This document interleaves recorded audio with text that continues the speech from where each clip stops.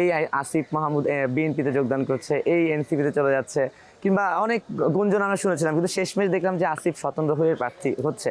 আপনার কি ভবিষ্যতে কোনো রাজনৈতিক দলে যোগদান করার ইচ্ছা আছে কিনা? আমার অবশ্যই রাজনৈতিক দলে যোগদান করার ইচ্ছা আছে, কারণ রাজনৈতিক মানুষ হিসেবে আমি মনে করি যে একসাথে কাজ না করলে আসলে আলটিমেটলি ভালো কিছু বের করে আনা সম্ভব না।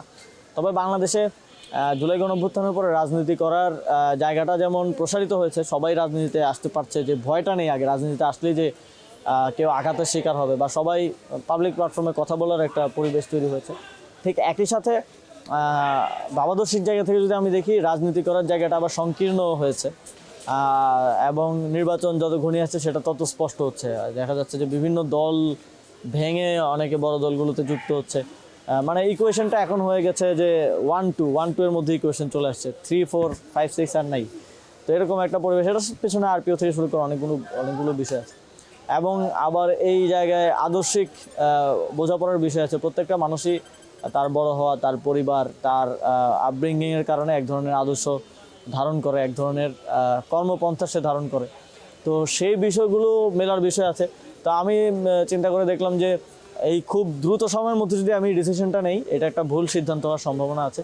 যেহেতু রাজনীতি করলে আরও আল্লাহ যদি বাঁচিয়ে রাখেন 30 থেকে 40 বছর দেশের মানুষের সেবা করার ইচ্ছা আছে।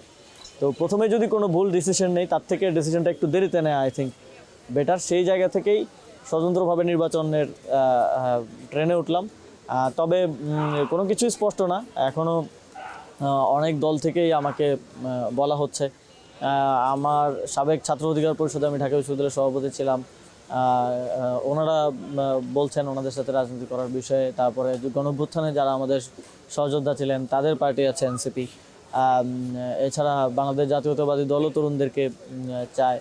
তো সবার একটা আকাঙ্ক্ষার জায়গা আছে, সবার সব দিকে আমি মনে করি যে সুযোগ আছে এখন। তবে আমি সিদ্ধান্তটা খুব দ্রুত নিতে চাচ্ছি না। দলগুলোর আদর্শ, কর্মপন্থা, তারা কিভাবে জুলাই গণঅভ্যুত্থানকে মূল্যায়ন করছে, দেশের মানুষের জন্য কিভাবে তারা পরিকল্পনা করছে, কাজ করছে, এবং একজন তরুণ হিসেবে আমার সেখানে কাজ করার সুযোগ কতটুকু থাকছে, সব কিছু বিবেচনায় একটু সময় নিয়ে সিদ্ধান্তটা নিচ্ছি।